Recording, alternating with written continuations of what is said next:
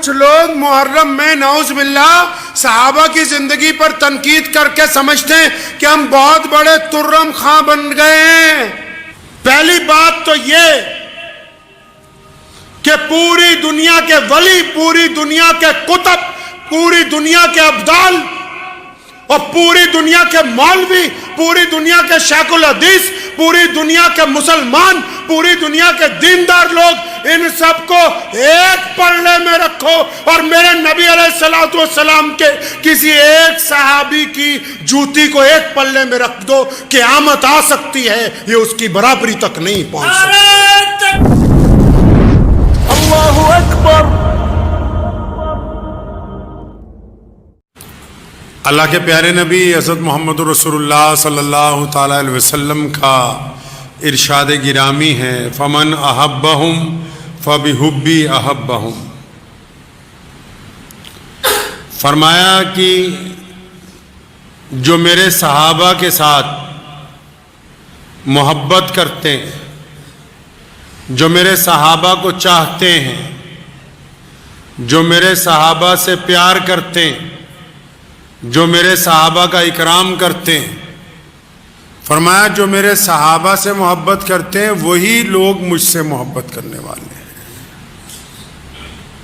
اور فرمایا جن کو میرے صحابہ سے بغض ہے، میرے صحابہ کے اوپر نعوذ باللہ نکتہ چینی کرنا چاہتے ہیں، جو میرے صحابہ سے دشمنی رکھتے ہیں، فرمایا اس کا مطلب وہ صحابہ سے دشمنی نہیں رکھتے بلکہ وہ محمد رسول اللہ صلی اللہ علیہ وسلم سے۔ محرم کے ایام چل رہے ہیں، حضرات صحابہ اکرام رضی اللہ تعالیٰ عنہ کی شان کی یہ گفتگو اس لیے آئی، اپنے غیر مسلم دوستوں کو بھی بتاتا چلوں، یہ جو صحابہ ہے، صحابہ کا مطلب وہ والے اعلیٰ مسلمان جنہوں نے پیارے پیغمبر حضرت محمد رسول اللہ صلی اللہ علیہ وسلم کو اپنی آنکھوں سے دیکھا ہے، ان کو صحابہ کہتے ہیں۔ صحابہ کس کو کہتے ہیں بھائی؟ جنہوں نے ایمان کی حالت میں پیارے محمد صلی اللہ علیہ وسلم کو دیکھا ہے یا ان کے پیچھے نماز پڑھی ہے، ان کے ساتھ رہے ہیں، ان کی باتیں سنی ہیں، ان کو کیا کہتے ہیں؟ ان کو صحابہ کہتے ہیں۔ اور ان کے بارے میں قرآن پاک میں اللہ تبارک و تعالیٰ نے اعلان فرمایا کہ میں ان سے راضی ہو گیا ہوں۔ کن سے راضی ہو گئے؟ فرمایا یہ جو صحابہ ہیں نا، میرے پیارے نبی کے جو مرید ہیں، میرے نبی کے جو چاہنے والے ہیں، میرے نبی کے جو ساتھ رہتے ہیں، جو میرے نبی پر اپنی جانیں نچھاور کرتے ہیں، جو میرے نبی کی اتباع کرتے ہیں، جو میرے نبی کی پیروی کرتے ہیں، تو قرآن نے کہا آج 1450 سال کے بعد اگر کوئی بندہ نعوذ باللہ صحابہ کی زندگی پر نکتہ چینی کرنا چاہے تو سن لو، دنیا کے تمام مولویوں کا، دنیا کے تمام مدرسوں کے مسئلے مسائل ایک طرف، اللہ کے قرآن کا فیصلہ ایک طرف، اللہ نے قرآن پاک میں دو ٹوک اعلان کر دیا کہ میں ان سے راضی ہو گیا ہوں، یہ مجھ سے راضی ہو گئے ہیں۔ اب جن کو یہ اچھے نہیں لگتے، اللہ ان سے قیامت تک راضی ہونے والا نہیں ہے۔ یہ درجہ کیسے ملا؟ دنیاوی طور پر ایک بات آپ کو سمجھاتا چلوں، اپنے بیٹا بیٹی کا اگر کہیں رشتہ کرنا ہو، ہم سوچتے ہیں لڑکا بھی اچھا مل جائے، ماں باپ بھی اچھے مل جائے۔ کہیں گھر بنانا ہو صرف زمین نہیں دیکھتے، کہتے یار پڑوسی بھی اچھے مل جائیں، علاقہ بھی اچھا ہو۔ کوئی جانور خریدنا ہو، اکیلا اس کی چمڑی نہیں دیکھتے کہ اس کی نسل پتہ لگ جائے کہ کہاں سے چلی ہے۔ دنیا میں انسان جب بھی کوئی کام کرتا ہے تو اس کی خواہش ہوتی ہے کہ میں اب یہ جو نیا تعلق جوڑنے جا رہا ہوں تو مجھے اس میں جو لوگ ملیں وہ اچھے ملیں، ساتھی اچھے ملیں۔ اب اندازہ لگا لیں کہ پیارے محمد صلی اللہ علیہ وسلم، اللہ کے سونے رسول جن کو اللہ نے تاجدار ختم نبوت بنایا، جب ان کو بھیجا ہوگا تو ان کا ساتھ دینے والے اللہ نے کیسے چن چن کے اعلیٰ انسان بھیجے ہوں گے ساتھ میں، اللہ نے کیسا انتخاب کیا ہوگا۔ صحابہ کرام رضی اللہ تعالیٰ اجمعین کی جو جماعت ہے، صحابہ کرام رضی اللہ تعالیٰ اجمعین جو تمام کے تمام 1,24,000 کم و بیش صحابہ کی جو تعداد ہے، ان میں تمام کے تمام صحابہ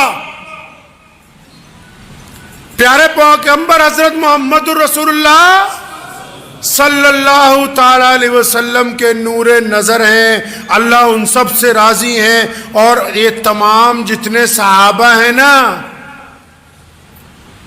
سیدنا ابو بکر صدیق رضی اللہ تعالیٰ عنہ جو سب سے بڑے مسلمان ہیں۔ کون ہے ابو بکر؟ سب سے بڑے مسلمان۔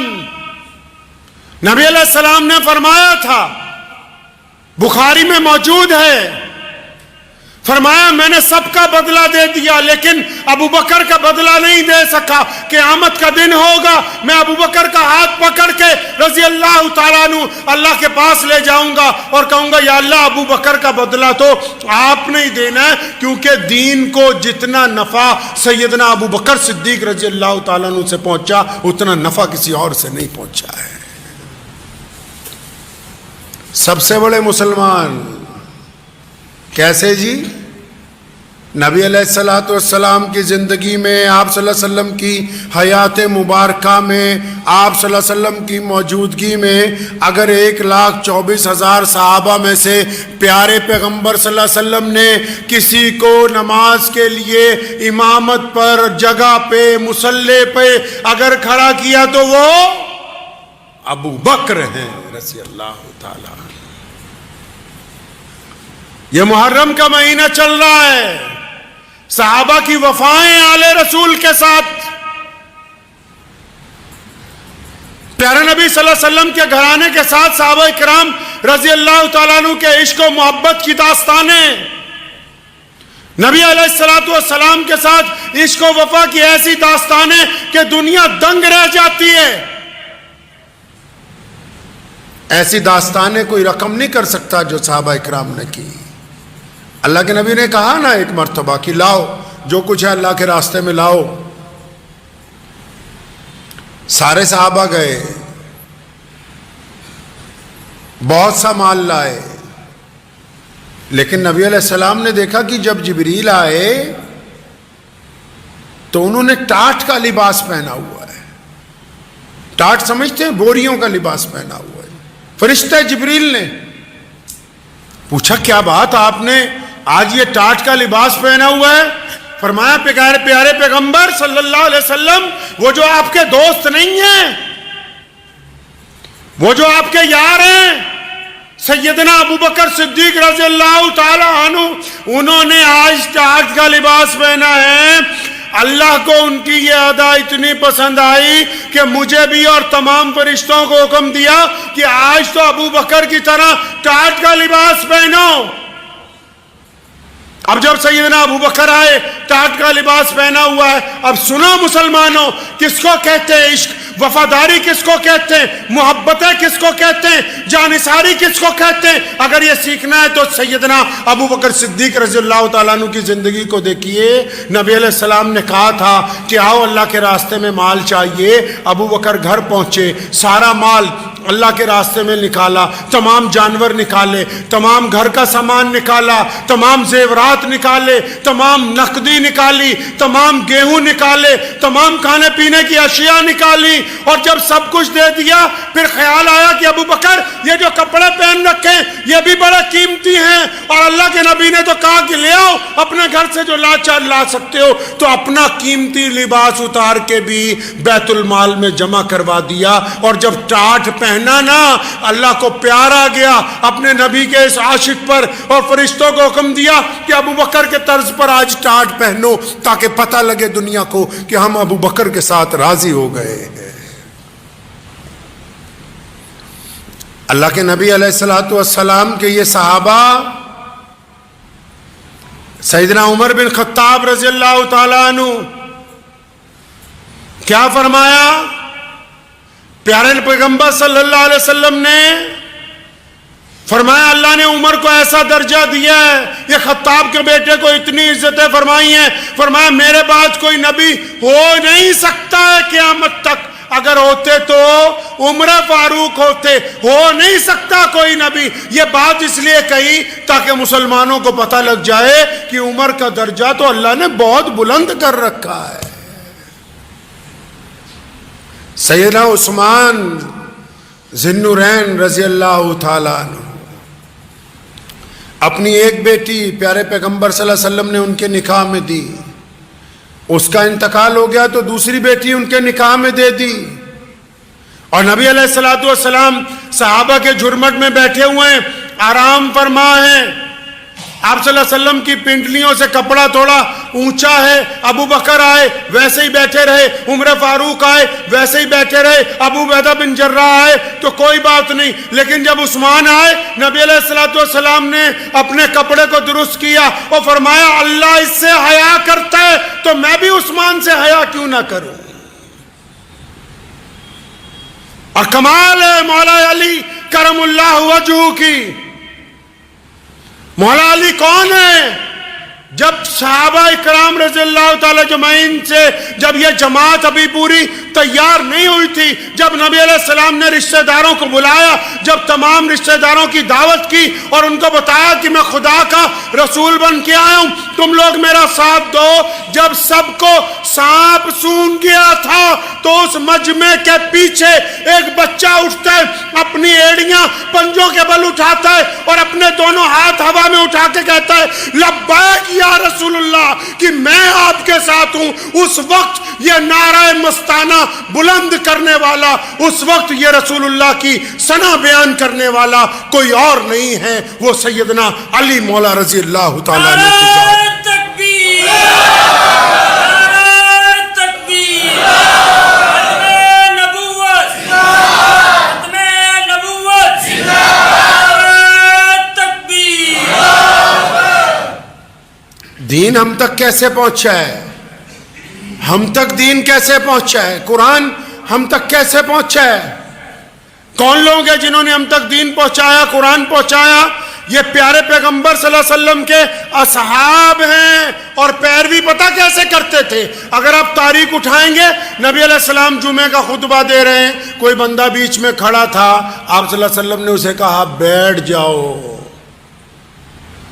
تو جو دروازے پہ تھے مسجد کے ابھی اندر آ رہے تھے وہ دروازے میں ہی بیٹھ گئے، جو ابھی باہر گلی میں تھے ان کے کانوں میں آواز پہنچی وہ گلی میں ہی بیٹھ گئے کہ بس رسول اللہ کی آواز آئی کہ بیٹھ جاؤ، یہ بھی نہیں پوچھا کہ کہاں بیٹھنا ہے، کیسے بیٹھنا ہے۔ جب دوسرا حکم آئے گا تو پھر دیکھا جائے گا، پہلا حکم آ گیا بیٹھ جاؤ تو اس کا مطلب جہاں کھڑے ہو وہیں بیٹھ جاؤ۔ اس طرح صحابہ اکرام نے اتباع کی ہے رسول اللہ کی۔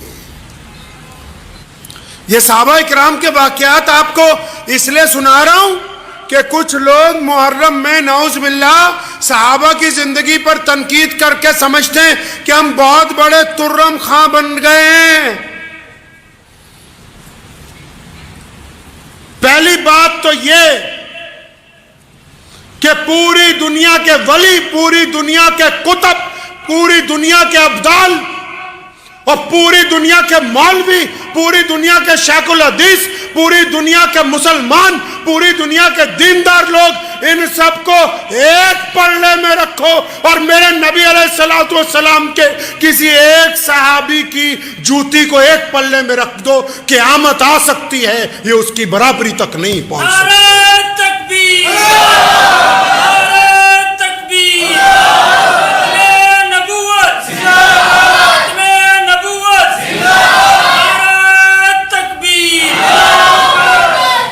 آپ سوچتے ہوں گے کہ صحابہ اکرام رضی اللہ تعالیٰ اجمعین کے خلاف نعوذ باللہ کیوں باتیں کرتے ہیں کچھ لوگ؟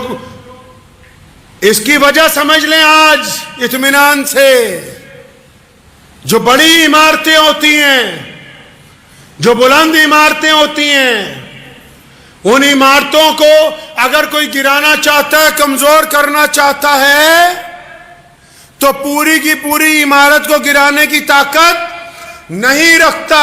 عمارت کو کمزور کرنے کے لیے وہ سمجھتا ہے کہ اس کی بنیاد کے جو پلر ہیں، ایک ایک کر کے اگر میں ان کو ہلاؤں گا تو شاید وہ وقت آ جائے گا کہ عمارت کمزور ہو جائے گی. صحابہ دین کے بنیادوں کے وہ پلر ہیں جن کو دشمن اس لیے ہلانا چاہتا ہے کہ نعوذ باللہ اگر ان کو ہلا دیا تو روایتیں کس سے ہیں حدیث کی؟ حدیث کی روایت تو سیدنا ابو بکر رضی اللہ تعالیٰ عنہ سے، حدیث کی روایت تو امیر المومنین ابن خطاب سے ہے، حدیث کی روایت تو عثمان ذی النورین سے، حدیث کی روایتیں تو مولا علی کرم اللہ وجہ سے، حدیث کی روایتیں عبداللہ ابن زبیر سے، حدیث کی روایتیں ابو عبیدہ بن جراح سے، حدیث کی روایتیں خالد ابن ولید رضی اللہ تعالیٰ اجمعین سے، حدیث کی روایتیں تو 1,24,000 صحابہ سے ہی ہیں. تو اگر کوئی دین میں رہ کے نعوذ باللہ غداری کر کے دین کو کمزور کرنا چاہتا ہے تو وہ پہلے اوپر ہاتھ نہیں ڈالتا، وہ یہ سوچتا ہے کہ جدھر سے روایتیں آ رہی ان کو کمزور کرنے کی کوشش کرو. اس لیے یاد رکھیں، کوئی بندہ اپنے آپ کو مسلمان بھی کہتا ہو اور نعوذ باللہ صحابہ کے خلاف گفتگو بھی کرتا ہو تو ہمارا کام ہے کہ اس مجلس کو چھوڑ دیں، اس گفتگو کو چھوڑ دیں، اس بندے سے تعلق ختم. کیونکہ پیارے پیغمبر صلی اللہ علیہ وسلم کی جو جماعت ہے، حضرات صحابہ اکرام کی جو جماعت ہے، یہ غیر متنازع ہے. جو ڈپلیکیٹ سید ہیں سلمان ندوی جیسے، یہ جو مرضی بک بک کرتے رہیں، لیکن اللہ نے جو قرآن میں کہا نا رضی اللہ عنہم ورضوا عنہ، فرمایا میں تو ان سے راضی ہوں، یہ مجھ سے راضی ہیں. اللہ کے اعلان کے بعد اب کسی بھی دنیاوی شوشے باز کی کوئی اہمیت باقی نہیں رہتی ہے، کوئی اہمیت باقی نہیں رہتی. اور جن کو ایسے جو اپنے آپ کو سید بھی بتا رہے ہیں اور ٹوٹکے بھی چھوڑتے ہیں، ان سے گزارش کرتا ہوں ذرا ایک دفعہ اپنا ڈی این اے ٹیسٹ ضرور کروا لیں. آج کل تو سہولت ہو گئی ہے کہ پیارے کے پیغمبر صلی اللہ تعالی علیہ وسلم کی اصحاب پر انگلی اٹھانے والے ہیں کون، آئے کدھر سے ہیں. ہمارے دین کی بھائی بنیاد صحابہ کرام رضی اللہ تعالیٰ اجمعین ہے. یہ قرآن صحابہ کے سینے سے ہمیں منتقل ہوا ہے، یہ حدیث صحابہ اکرام کے سینے سے ہمیں منتقل ہوئی ہے. یہ روایتیں، یہ پیار، یہ محبتیں، یہ چھوا چھوت سے چھٹکارا، یہ بڑے اور چھوٹے کی تمیز، یہ کالے اور گورے کا ایک صف میں کھڑے ہو جانا، یہ امیر اور غریب کا ایک ساتھ نماز پڑھنا، یہ غریبوں کے ساتھ بیٹھ کر کھانا کھانا، یہ امیر اور غریب کا ایک ساتھ محبتوں کا اعلان کرنا، یہ سب کچھ جو محمد رسول اللہ نے ہمیں دیا، یہ صحابہ کے ذریعے ہی ہم تک پہنچا ہے. پوری دنیا جو مرضی کہتی رہے، ہم اپنے پیارے رسول کے پیارے صحابہ کو چھوڑنے والے ہیں نہیں. تو ذہن نشین کر لیں اس بات کو. بہت سارے لوگ بڑے بڑے مسئلے کرتے ہیں، دیسی لوگ ہیں، دیسی بات پتہ ہے کہ ہم محمد رسول اللہ کے وفادار ہیں، اور رسول اللہ کے صلی اللہ علیہ وسلم کے وفادار بننے کے لیے ضروری ہے کہ رسول اللہ کی جماعت کے وفادار بنے، رسول اللہ صلی اللہ علیہ وسلم کے دوستوں کے وفادار بنے، رسول اللہ کے چاہنے والوں کے وفادار بنے، اور سب سے بڑی بات رسول اللہ کے اہل بیت کے وفادار بنے. تو اس بات کو ذہن نشین کر لیں کہ حضرات صحابہ کرام رضی اللہ تعالیٰ اجمعین کی زندگیاں، ان کی جماعت اور وہ پیارے رسول صلی اللہ علیہ وسلم کے ساتھ ان کا گزارا ہوا وقت ہماری زندگی کا راستہ ہے، مسلمانوں کے لیے مشعل راہ ہے، اس لیے اپنے بچوں کو بھی واقعات سنائیں، سیدنا ابو بکر صدیق کے، سیدنا عمر رضی اللہ تعالیٰ عنہ کے، سیدنا عثمان ذی النورین کے، مولا علی رضی اللہ تعالیٰ عنہ کے، سیدنا فاطمۃ الزہرا کے، سیدنا امام حسن اور امام حسین رضی اللہ تعالیٰ عنہ کے۔ اور آپ یہ دیکھ لیں کہ ہمارے پیارے پیغمبر صلی اللہ علیہ وسلم کے جو نواسے ہیں امام حسین رضی اللہ تعالیٰ عنہ، ان کے جو بیٹے ہیں آگے، بہت سارے لوگ بتاتے ہوئے شاید ڈرتے ہیں کہ کوئی ناراض نہ ہو جائے، امام حسین رضی اللہ تعالیٰ عنہ نے اپنے متعدد بچوں کا نام کس پر رکھا؟ کس پر رکھا؟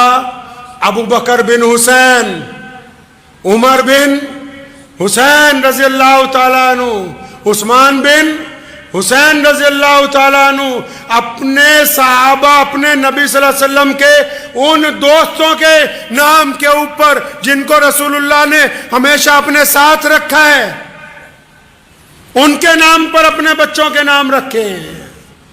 تو اس لیے عظمت صحابہ کے لیے ضروری ہے کہ ہم لوگ بھی جب ہمارے گھر میں کوئی بچہ پیدا ہو تو اس کا نام پیارے رسول صلی اللہ علیہ وسلم کے صحابہ کے نام پہ ہونا چاہیے۔ کسی بچے کا نام معاویہ رضی اللہ تعالیٰ عنہ کے نام پر ہو، کسی کا سیدنا ابو ہریرہ رضی اللہ تعالیٰ عنہ کے نام پہ ہو، کسی کا نام سیدنا سلمان فارسی رضی اللہ تعالیٰ عنہ کے نام پہ ہو، جتنے صحابہ ہیں ان کے ناموں پر اپنے بچوں کا نام رکھیں تاکہ یہ محبتیں زندہ رہیں، قیامت والے دن یہ محبتیں نجات کا ذریعہ بنیں گے انشاءاللہ تعالیٰ۔ مجھے امید ہے کہ آپ کو یہ ویڈیو پسند آئی ہوگی۔ اگر پسند آئی ہو تو یہ آپ اپنے دوستوں کے ساتھ شیئر کریں اور اس چینل کو سبسکرائب ضرور کریں۔